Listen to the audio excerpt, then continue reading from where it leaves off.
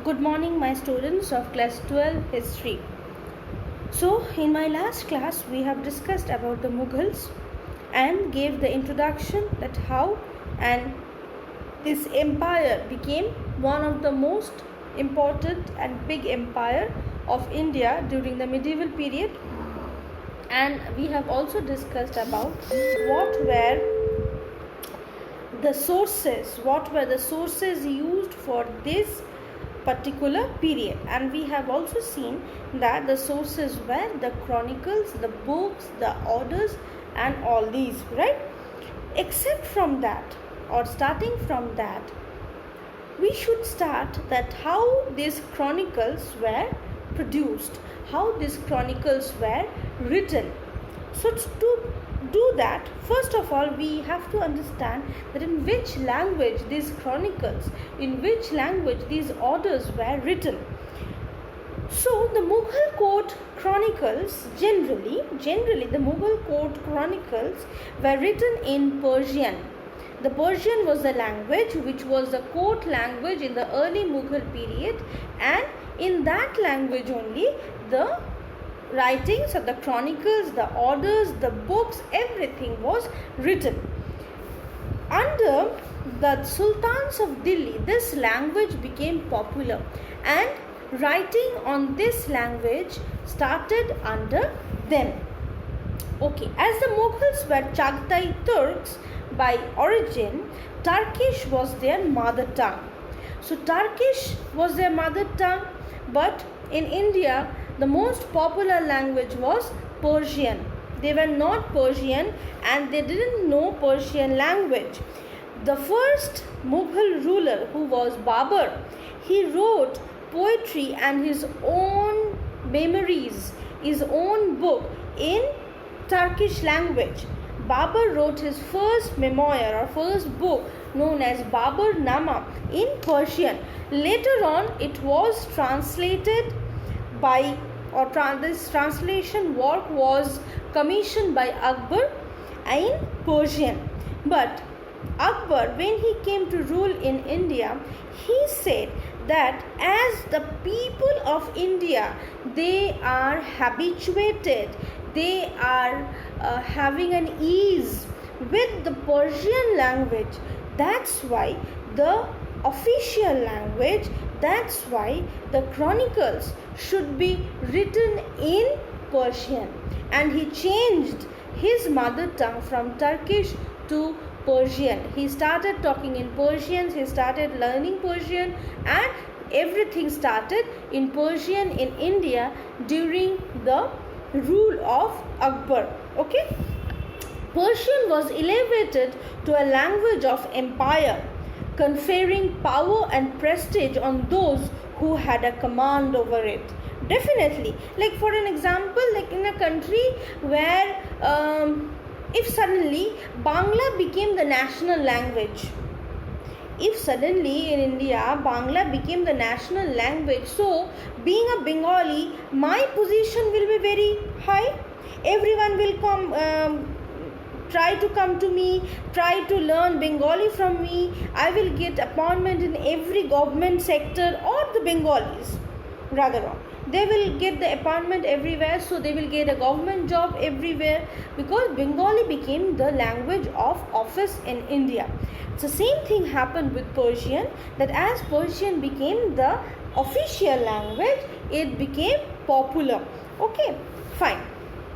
Even when Persian was not directly used, its vocabulary and idioms were influenced the language, and that is why a new language which is known as Hindavi is known, or Urdu was created by the mixture of Hindi and Persian write-ups, right? Okay, now we will see the making of manuscripts. Most of the Mughal books or the Mughal chronicles, they were manuscripts. That means handwritten. It were all handwritten. That's why no other copy is available of those books. And the center of manuscript production was the imperial Kitab Khana. Kitab Khana means where the books are kept. Kitab means book and khana means the place. But it is not only a book books were kept, that means library, but it is also the place where the books were manufactured, the books were made. Okay. The creation of a manuscript involved a number of people performing a variety of tasks. Paper makers used to make the pages. Like this type of pages were not there available. So papers or pages were made by the paper makers.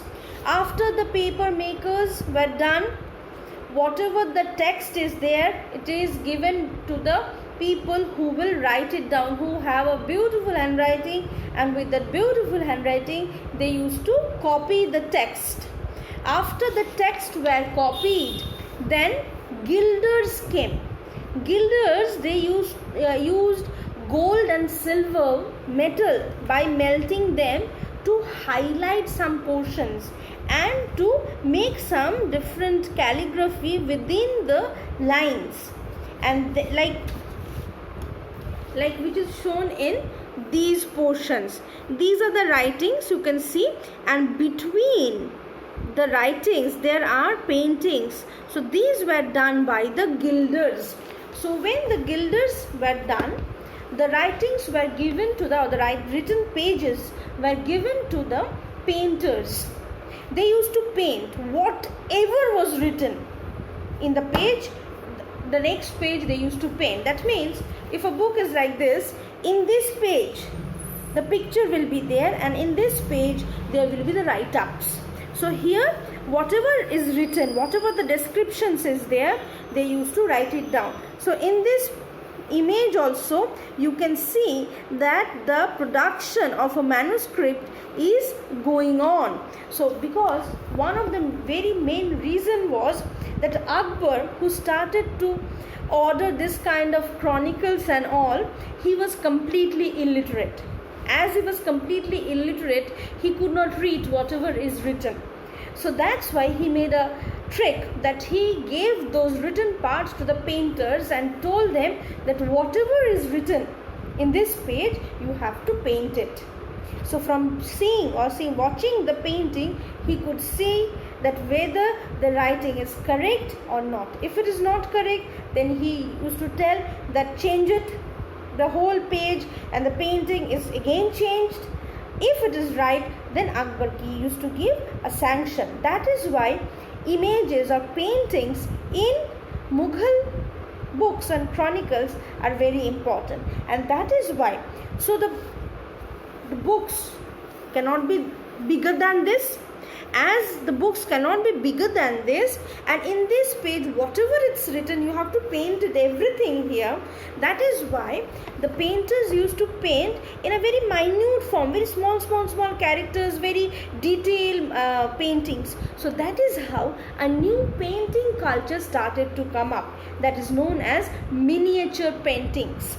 And Mughal miniature paintings is one of the best kind available in India. Okay, so after the paintings were done, then the whole bunch of papers were given to the binders. They used to bind it with leather, and then after the binding, again it comes to the gilder portion, and where the gilders, they with a beautiful calligraphy with the gold and silver, they used to write the name of the book. Then the final production is ready. And what is said that when the final production is ready, it's not only a book, it's a collection of art, it's a collection of creativity, it's a collection work. So it can be produced in a second way, because printing was not there, right? So means the person who have made it, they cannot make it again. So it became a collection, and this type of collection, this type of records are available in Mughal libraries. And in most of the chronicles which was commissioned by Akbar, he used one of his favorite calligraphy style, that is Nastaliq. So he used a favorite Nastaliq calligraphy style in which most of the chronicles during his time was written, right? So in my next class, in my next video, we will be talking about the importance of painting and the other